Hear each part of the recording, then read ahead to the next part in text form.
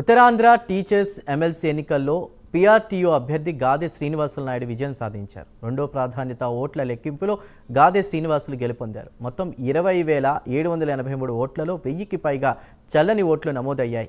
మొత్తం 19,813 ఓట్లు లెక్కించారు. కౌంటింగ్ పూర్తి కాకముందే ఏపీటీఎఫ్ అభ్యర్థి రఘువర్మ బయటకు వెళ్లిపోయారు. గాదె శ్రీనివాసులకు రఘువర్మ ఆల్ ది బెస్ట్ చెప్పి వెళ్లిపోయారు. టీచర్ల తీర్పును శిరసా వహిస్తానని రఘువర్మ అన్నారు.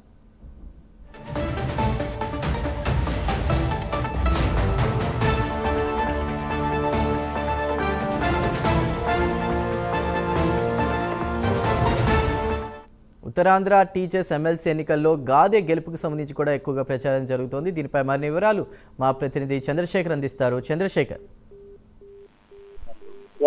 Thank you Chandu. Uttarandhra MLC ఎన్నికలకు సంబంధించి ఈ రోజు ఉదయం 8 గంటల నుంచి కూడా రసవత్తరమైనటువంటి కౌంటింగ్ జరిగిందని చెప్పుకోవచ్చు. ఇద్దరు అభ్యర్థుల మధ్య మాత్రం మధ్యాహ్నం 2 గంటల ప్రాంతం నుంచి కూడా ఇద్దరు అభ్యర్థుల మాత్రమే కీలకమైనటువంటి రసవత్తరమైన పోటీ అయితే కొనసాగింది. అయితే ఉదయం 8 గంటల నుంచి జరిగినటువంటి కౌంటింగ్ కి సంబంధించి ఉత్తరాంధ్రకు సంబంధించినటువంటి దాదాపు 20,000 పైచీలక ఓట్లు అయితే పోలింగ్ అయినటువంటి నమ్మక పరిస్థితి కనిపిస్తుంది. ఈ నేపథ్యంలో దాదాపు 1000కి పైగా ఓట్లయితే తెల్లని ఓట్లుగా అయితే అధికారులు అయితే గుర్తించారు.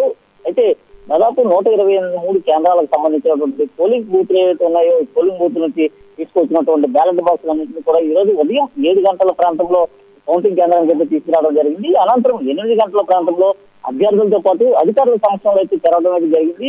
20 టేబుల్స్ అయితే ఏర్పాటు చేశారు. 20 టేబుల్స్ పైన కూడా ఓట్లకు సంబంధించిన స్లిప్లు అయితే వేయటం అయితే జరిగింది. 25 స్లిప్లు చొప్పున కట్టలు అయితే కట్టడం అయితే జరిగింది. కట్టలు కట్టిన అనంతరం ట్రైలో అయితే వేశారు.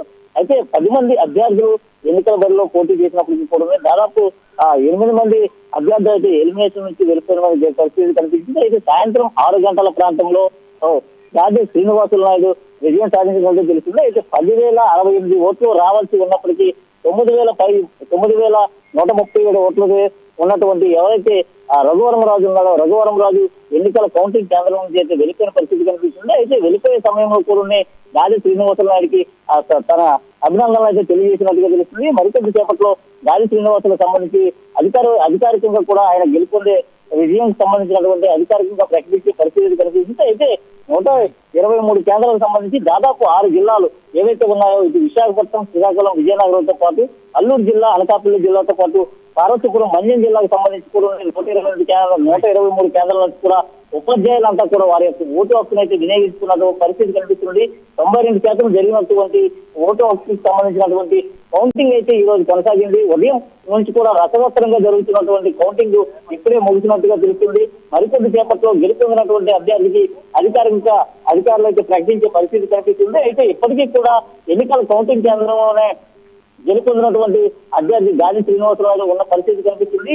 అంతక్రితం మాత్రం ఎన్నికలకు సంబంధించినటువంటి ప్రత్యర్థి ఎవరైతే ఉన్నారో రఘువరంరాజు అయితే వెళ్ళిపోయినటువంటి పరిస్థితి కొనసాగుతుంది. దాదాపు 8 రౌండ్ల పాటు కొనసాగినటువంటి కౌంటింగ్ ఏదైతే ఉందో ఈ 8 రౌండ్లు కూడా ఉత్కంఠ భరితంగానే కొనసాగి మొదట ప్రాధాన్యత ఓటుకు సంబంధించి చూసుకుంటే అప్పటికే మొదటి రౌండ్ కొనసాగిన అనంతరం కూడా గాదె శ్రీనివాసరావు 300 పైచీలకు ఓట్లతో ఆధిక్యంలో ఉన్నప్పటికీ కూడా రెండవ ప్రాధాన్యత ఓట్లు ఏవైతే ఉన్నాయో రెండవ ప్రాధాన్యత ఓటుకి సంబంధించి దాదాపు 2వ రౌండ్ కొనసాగుతుండగానే గాదె శ్రీనివాసరావు విజయం సాధించినట్లయితే రఘువరంరాజు చెప్పిన పరిస్థితి కనిపిస్తుంది. ఏది ఏమైనప్పటికీ రైట్ చంద్ర, థ్యాంక్ యూ.